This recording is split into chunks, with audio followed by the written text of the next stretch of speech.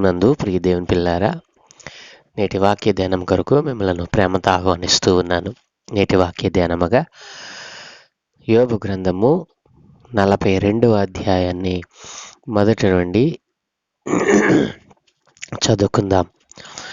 అప్పుడు యోబు యెహోవాతో ఇలాగూ ప్రత్యుత్తరం ఇచ్చెను: నీవు సమస్త క్రియలను చేయగలవనియు, నీవు ఉద్దేశించినది ఏదియో నిష్ఫలము కానేరదనియు నేనిప్పుడు తెలుసుకొంటిని. జ్ఞానము లేని మాటల చేత ఆలోచనను నిరర్ధకము చేయు వీడెవడు? అలాగున వివేచన లేనివాడనైన నేను ఏమీయూ ఎరుగక నా బుద్ధికి మించిన సంగతులను గురించి మాట్లాడి తిని. నేను మాట్లాడగోరుచున్నాను, దయచేసి నా మాట ఆలకింపుము. ఒక సంగతి నిన్ను అడిగెదను, దానిని నాకు తెలియజెప్పుము. వినికిడి చేత నిన్ను గూర్చిన వార్త నేను వింటిని, అయితే ఇప్పుడు నేను కన్నులారా నిన్ను చూచుచున్నాను. కావున నన్ను నేను అసహించుకొని ధూళిలోను బూడిదలోను పడి పశ్చాత్తాపపడుచున్నాను. యెహోవా యోబుతో ఆ మాటలు పలికిన తరువాత ఆయన తేమానీయుడైన ఎలీఫజుతో ఇలాగు సెలవిచ్చెను: నా సేవకుడైన యోబు పలికినట్లు మీరు నన్ను గురించి యుక్తమైనది పలుకలేదు గనుక నా కోపము నీ మీదనో నీ ఇద్దరు స్నేహితుల మీదనో మండుచున్నది. కాబట్టి 7 ఎడ్లను 7 పొట్టేళ్లను మీరు తీసుకొని నా సేవకుడైన యోబు నొద్దకు పోయి మీ నిమిత్తము దహన బలి అర్పింపవలెను. అప్పుడు నా సేవకుడైన యోబు మీ నిమిత్తము ప్రార్థన చేయను. మీ అవివేకమును బట్టి మిమ్మను శిక్షింపక ఉండినట్లు నేను అతనిని మాత్రము అంగీకరించెదను. ఎలయనగా నా సేవకుడైన యోబు పలికినట్లు మీరు నన్ను గూర్చి యుక్తమైనది పలికలేదు. తేమానీయుడైన ఎలీఫజును, షూహీయుడైన బిల్దదును, నయమాతీయుడైన జోఫరును పోయి యెహోవా తమకు ఆజ్ఞాపించినట్లు చేయగా యెహోవా వారి పక్షమున యోబును అంగీకరించెను. మరియు యోబు తన స్నేహితుల నిమిత్తము ప్రార్థన చేసినప్పుడు యెహోవా అతని క్షేమ స్థితిని మరలా అతనికి దయచేసెను. మరియు యోబునకు పూర్వకాలము కలిగిన దానికంటే 2 అంతల అధికముగా యెహోవా అతనికి దయచేసెను. అప్పుడు అతని సహోదరులందరూ, అతని అక్క చెల్లెండ్రందరూ, అంతకుముందు అతనికి పరిచయులైన వారును వచ్చి అతనితో కూడా అతని ఇంట అన్నపానములు పుచ్చుకొని యెహోవా అతని మీదికి రప్పించిన సమస్త బాధను గూర్చి ఎంత లేసి దుఃఖములు పొందితివని అతని కొరకు దుఃఖించుచు అతనిని ఓదార్చిరి. ఇదియుగాక ఒక్కొక్కడు 1 వరహాను, ఒక్కొక్కడు బంగారు ఉంగరమును అతనికి తెచ్చి ఇచ్చెను. యెహోవా యోబును మొదట ఆశీర్వదించినంత కంటే మరి అధికముగా ఆశీర్వదించెను. అతనికి 14,000 గొర్రెలను, 6,000 ఒంటెలను, 1,000 జతల ఎడ్లను, 1,000 ఆడుగాడిదలను కలిగెను. మరియు అతనికి 7 కుమారులను 3 కుమార్తెలను కలిగిరి. అతడు పెద్దదానికి ఎమీమా అనియు, రెండవ దానికి కెజీయా అనియు, మూడవ దానికి కెరహ్పూకు అనియు పేర్లు పెట్టెను. ఆ దేశమందంతటను యోబు కుమార్తెలంత సౌందర్యవంతులు కనబడలేదు. వారి తండ్రి వారి సహోదరులతో పాటు వారికి స్వాస్థ్యములనిచ్చెను. అటు తరువాత యోబు 140 సంవత్సరములు బ్రతికి తన కుమారులను కుమారుల కుమారులను 4 తరముల వరకు చూచెను. పిమ్మట యోబు కాలము నిండిన వృద్ధుడై మృతునందెను. ఆమేన్. ప్రభునందు ప్రియదేవుని పిల్లరా, చదువుకున్న లేఖన భాగం కొరకే ప్రార్థన చేద్దాం. సకల ఆశీర్వాదముల కారణపుత్రుడైన తండ్రి, మా మంచి దేవ, మీ ఘనమైన ఉన్నతమైన నామానికి స్తోత్రాలు నాయన. ఏ మంచి లేని మా జీవితంలో మరొక నూతన ఉదయాన్ని గ్రహించారు. ఈరోజు యోబు గ్రంథము 42వ అధ్యాయాన్ని మేము ధ్యానం చేయబోతూ ఉండగా, ఈ అధ్యాయంలో తండ్రి నీ భక్తుని నీ సేవకుడైన యోబును మీరు హెచ్చించిన రీతిని ధ్యానం చేస్తూ ఉండగా మీరే మాకు బోధించి నేర్పించమని యేసయ్య నామమున ప్రార్థించి వేడుకుంటూ ఉన్నాము తండ్రి. ఆమేన్, ఆమేన్, ఆమేన్. ప్రభునందు ప్రియ దేవుని పిల్లరా, యోబు గ్రంథము 42 అధ్యాయంలో మరి దేవుడే సాక్షాత్తు యోబును గురించి సాక్ష్యమిస్తూ, దేవుడు మరి ప్రకృతిని, ఈ సృష్టిలో ఉన్నటువంటి జంతువులను మరి దేవుడు మరి ఉపయోగించి యోబుకు ఒక సందేశాన్ని ఇచ్చారు. దేవుడు ఎప్పుడైతే ప్రకృతిలో ఉన్నటువంటి ఈ జీవులను ఉద్దేశించి ప్రకృతిని ఆధారం చేసుకుని దేవుడిచ్చిన సందేశాన్ని విన్నటువంటి యోబు తాను అంతకుముందు మరి చిన్నపాటి గర్వముతో, చిన్నపాటి మరి అజ్ఞానముతో మాట్లాడిన మాటలను సరిచేసుకుని దేవుని ఎదుట తాను చేసిన దానిని ఒప్పుకొని మరి దేవునితో మాట్లాడుతూ ఇలాగున అంటూ ఉన్నాడు. మరి దేవా, నీవు సమస్త క్రియలను చేయగలవనియు, నీవు ఉద్దేశించినది ఏదియు నిష్ఫలము కానేరదనియు నేనిప్పుడు తెలుసుకున్నాను అంటూ ఉన్నాడు. ప్రిదేన్ పిల్లలరా, అంతకుముందు తెలియలేదా అంటే, ఎప్పుడైతే దేవుని ప్రత్యక్షమో కాలేదో అప్పటి వరకు తన 3 స్నేహితులు, వారి తరువాత ఒక యవనస్తుడైనటువంటి ఎలీహు మాటల చేత యోబును దుఃఖపరిచారు. తనను ఓదార్చవలసింది పోయి తనను దుఃఖపడేలా చేశారు. తనలోని దోషములను ఎత్తి చూపినప్పుడు మరి యోబు మరి తనలో ఉన్నటువంటి దోషాలను తాను ఒప్పుకొనకుండా, మరి నేను దేవుని ఎదుట మరి నేను న్యాయవంతునిగానే ఉన్నాను, నీతి ప్రవర్తన కలిగి ఉన్నాను మాత్రం. అయితే దేవుడు నన్ను తనకిష్టం వచ్చినట్లుగా నలపడానికి ఆయనకి ఇష్టమైంది. దేవుడే నన్ను, నా స్థితికి కారణము దేవుడే అని యోబు పలికిన మాటలను మరి సర్వాధికారి అయిన దేవుడు ప్రకృతిలో ఉన్నటువంటి జంతువులను ఆధారం చేసుకుని ఒక సందేశాన్ని ఇచ్చినప్పుడు దాన్ని సరిచేసుకోగలిగినటువంటి ఆ యొక్క భక్తిని కలిగి ఉన్నటువంటి భక్తుడు యోబు. కాబట్టి ప్రియదేని పిల్లలారా, అందుకని 2వ వచనంలో అంటున్నాడు కదా, నీవు సమస్త క్రియలను చేయగలవనియు, నీవు ఉద్దేశించినది ఏదియు నిష్ఫలము కానేరదనియు నేనిప్పుడు తెలుసుకున్నానయ్యా అని యోబు అంటూ ఉన్నాడు. ప్రియదేని పిల్లలారా, మరి జ్ఞానం లేని మాటల చేత నేను మాట్లాడాను, మరి ఆలోచనను నిరర్ధకం చేశాను, మరి వివేచన లేనివాడనై మరి నేను ఏమీ ఎరుగక నా బుద్ధికి మించి నేను మాట్లాడేశానయ్యా, అయ్యా నన్ను క్షమించు అని దేవుడు ఇక్కడ తన మాటలను, తను మాట్లాడినటువంటి ఆ సందర్భాలను ఒప్పుకుంటా ఉన్నాడు. మరి అజ్ఞానంతో నేను చేసినటువంటి పనిని క్షమించు తండ్రి అని దేవుని ఎదుట తాను తగ్గించుకొని అడుగుతా ఉన్నాడు. మరి నేను మాట్లాడతానయ్యా, నా మాట ఆలకించు, ఒక సంగతి మిమ్మల్ని అడుగుతాను, దాన్ని నాకు తెలియచేయండి అయ్యా అని దేవుడు మరి మాట్లాడుతూ ఉంటే, వెనికిడి చేత నిన్ను గూర్చిన వార్త నేను విన్నాను, అయితే ఇప్పుడు నేను కన్నులారా చూస్తా ఉన్నాను. నేను విన్న మాటను బట్టి మీ యందు భయమును భక్తిని కలిగి నేను బ్రతికాను. ఇప్పుడైతే మిమ్మల్ని నేను కళ్ళారా చూస్తా ఉన్నాను, నాకు ఈ భాగ్యము చాలు. కావున నాకు ఎప్పుడైతే నీ దర్శన భాగ్యం కలిగిందో నన్ను నేను చూసుకున్నప్పుడు అసహ్యం వేస్తూ ఉంది. నేను ఎంత చిన్నవాడిని, నీవెంత గొప్పవాడివో. అందుకనే నన్ను నేను తగ్గించుకున్నాను.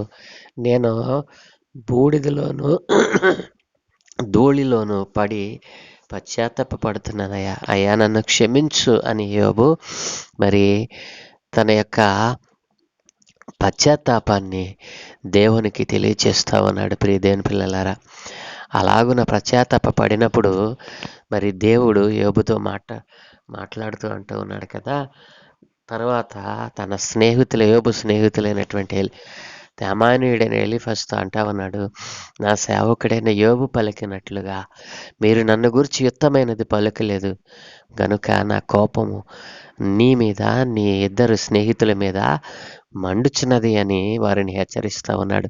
ప్రియదేని పిల్లారా, యోబు తగ్గించుకున్నాడు, పశ్చాత్తాపడ్డాడు. దేవుని యొక్క దర్శన భాగ్యము మరి ఎప్పుడైతే తనను దర్శించిందో తనలో ఉన్న వేదన, మరి ఆవేదన తొలగిపోయింది. దేవుడు మరి ప్రకృతిని ఉదాహరిస్తూ ఒక సందేశాన్ని ఎప్పుడైతే యోబుకు అందించాడో, తన జీవితంలో జరిగినటువంటి ఆ కొద్దిపాటి లోపాలను కూడా ఆయన సరిచేసేసుకున్నాడు. వెంటనే దేవుని యొక్క పశ్చాత్తాపానికి దేవుని యొక్క చేతి కిందకి వెళ్ళిపోయాడు. తర్వాత యోబు స్నేహితులను దేవుడు గుణపరుస్తూ ఉన్నాడు. మీరు నా సేవకుడైన యోబు మాట్లాడినట్లుగా మీరు మాట్లాడలేదు. మీరు నా సేవకుని మీద నిందలు వేశారు. తనలోని లోపాలను దోషాలను ఎంచారు. మీరు బుద్ధిహీనంగా చేసిన ఈ పనులను బట్టి మీ మీద నా కోపము మండుచున్నదని చెప్తూ ఆయన అన్నారు కదా, ఆ కోపము తీరాలేనంటే మీరు 7 ఎడ్లను 7 పొట్టేళ్లను మీరు తీసుకొని నా సేవకుడైన యోబునొద్దకు పోయి మీ నిమిత్తము దహన బలి అర్పింపాలి. అప్పుడు నా సేవకుడైన యోబును మీ నిమిత్తం ప్రార్థన చేస్తాడు. మీరు 7 ఎడ్లను 7 పొట్టేళ్లను తీసుకుని పోయి యోబు దగ్గర దానిని దహన బలిగా అర్పించాలి. అప్పుడు నా సేవకుడు మీకోసం ప్రార్థన చేస్తాడు. మీ అవివేకమును బట్టి మిమ్మును శిక్షింపక ఉండినట్లు నేను అతనిని మాత్రం అంగీకరించదను. ఎలయనగా మరలా దేవుడు చెప్తా ఉన్నాడు, నా సేవకుడని యోబు పలికినట్లు మీరు యుక్తమైనది నన్ను గూర్చి పలుకలేదు. ప్రియదేని పిల్లలారా, యోబు స్నేహితులు యోబును ఓదార్చడానికి వచ్చి అతని గురించి ప్రార్థన చేసి ఉంటే వారి వాదన మరొక విధంగా ఉండేది. కానీ వచ్చిన వారు ఆయన కోసం ప్రార్థన చేయకుండా వ్యర్థమైన అవివేకమైన మాటలు పలికారు. అందుకు దేవునికి కోపం తెప్పించిన వారిగా మారిపోయారు. కాబట్టి దేవుడే కల్పించుకోవాల్సినటువంటి పరిస్థితికి వారు దిగజారిపోయారు. ప్రియదేవుని పిల్లలారా, అప్పుడు తేమానీయుడైన ఎలీఫజును, షూహీయుడైన బిల్దదును, నయమాతీయుడైన జోఫరును పోయి యెహోవా తమకు ఆజ్ఞాపించినట్లు చేయగా యెహోవా వారి పక్షమున యోబును అంగీకరించెను. వారి ముందే దేవుడు తన సేవకుడైన యోబును అంగీకరించాడటండి. ప్రియదేవుని పిల్లారా, యోబు మిత్రులు దేవునికి లోబడేందుకు సంసిద్ధులు కావడం యోబుకు చాలా ఇష్టంగా ఉంది. కాబట్టి క్రూరంగా తప్పుగా నేరారోపణ చేసిన వారైనా యోబు వారిని క్షమించి వారి కోసం ప్రార్థించేందుకు సిద్ధంగా ఉన్నాడు. ప్రియదేవుని పిల్లారా, నిజమైన భక్తి యథార్థమైన న్యాయ ప్రవర్తన, నీతి ప్రవర్తన కలిగిన వారు ఈ పనిని చేయగలరు. అప్పటి వరకు తన మీద తాను చేయని నేరములను తన మీద మోపినందుకు తనను ఓదార్చడం పోయి బాధపరిచినందుకు ఏ వ్యక్తికైనా కోపం వస్తుంది. కానీ ఇక్కడ యోబు అలా చేయలేదు. తన మిత్రులు దేవునికి లోబడేందుకు సంసిద్ధులు అవటానికి తాను ప్రార్థన చేయడానికి ఇష్టపడ్డాడు. ప్రియదేని పిల్లారా, మన జీవితంలో కూడా మన మీద లేస్తున్న వారి కోసం ప్రార్థించేవారిగా మనం ఉండాలి. కానీ వారి నాశనాన్ని మనం కోరుకోకూడదు. మనల్ని బాధ పెట్టారని మనలను మాటల చేత క్రియల చేత మనలను దుఃఖపరిచారని మనం వారిని శపించకూడదు. వారి కోసం ప్రార్థించేవారిగా మనం మారాలి. కాబట్టి ప్రియదేని పిల్లారా, తర్వాత యోబు తన స్నేహితుల నిమిత్తం ప్రార్థన చేసినప్పుడు యెహోవా అతని క్షేమస్థితిని మరలా అతనికి దయచేశాడు. యోబునకు పూర్వం కలిగిన దానికంటే 10వ వచనంలో ఎంత చక్కని మాట రాశాడు చూసారండి. 2 ఆశీర్వాదము, 2 అధికముగా యెహోవా అతనికి దయచేశాడు. హల్లెలూయా. ప్రియదేవుని పిల్లలారా, దేవుని ఎదుట యథార్థమైన భక్తిని, నీతిని, పరిపూర్ణమైనటువంటి విశ్వాసాన్ని కనపరిచినప్పుడు ఒకవేళ నీ జీవితంలో అనేక శ్రమలు, వేదనలు సంభవించిన దేవుడు నిన్ను 2 ఆశీర్వదించగలడని నమ్మినట్లయితే నీ జీవితంలో నీవెన్నడూ చూడని ఆశ్చర్యమైన అద్భుతమైనటువంటి కార్యములను చూడగలం. ప్రియదేవుని పిల్లలారా, ఈ రోజున ఆ పరిపూర్ణమైన భక్తి లేని వారే, పరిపూర్ణమైన విశ్వాసత లేని వారిగా మేము భక్తిలో ఉన్నాము, దేవునిని కలిగి ఉన్నాము, దేవునిని ఎరిగి ఉన్నాము అనుకుంటున్నారు. కానీ ఇలాంటి 2 ఆశీర్వాదాన్ని పొందలేని వారిగా ఈ లోకంలో మిగిలిపోతూ ఉన్నారు. కాబట్టి నీ జీవితం ఎలా ఉంది? యోబు భక్తుని జీవితంలో నీవు నేర్చుకున్న పాఠాలు అనేకములు కదూ. ఇంకనూ నీవు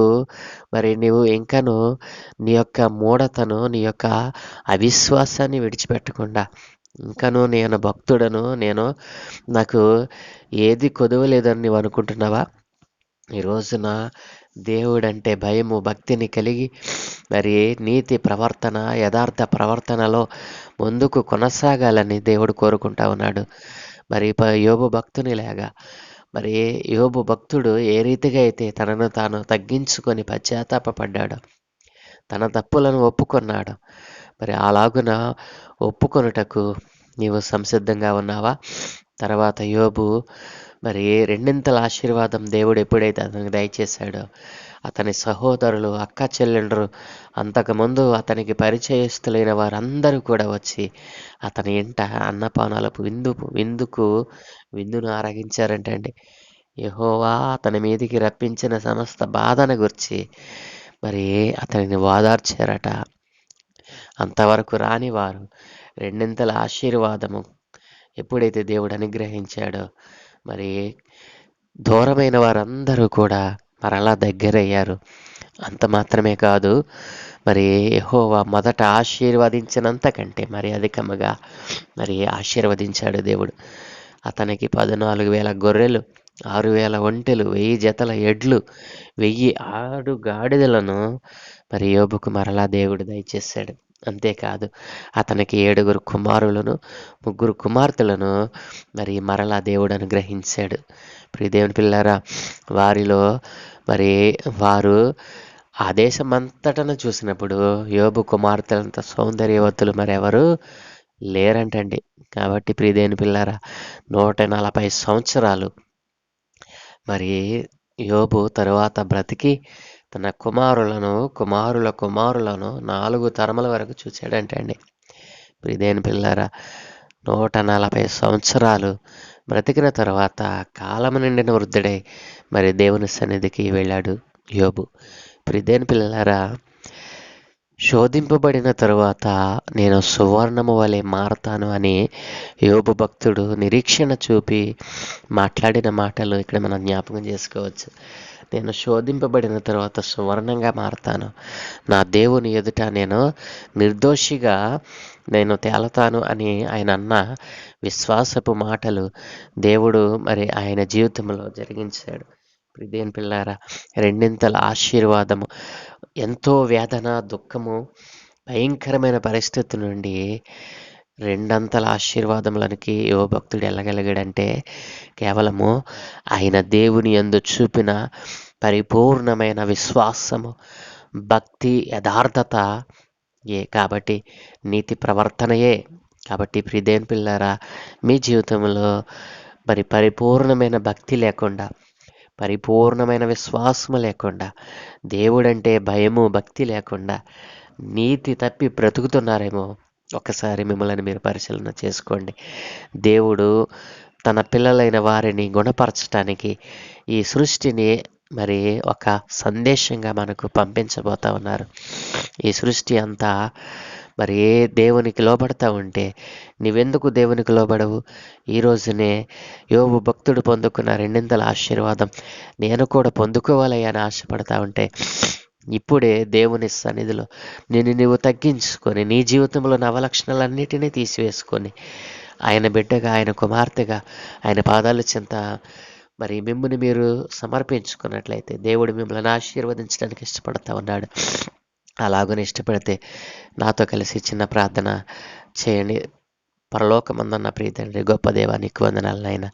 అవును దేవా, నీ పిల్లలైన వారు నైనా శోధనలో, వేదనలో, బాధలలో ఉంటే నీవు ఊరకనే కూర్చుండే దేవుడు కాదు నాయన.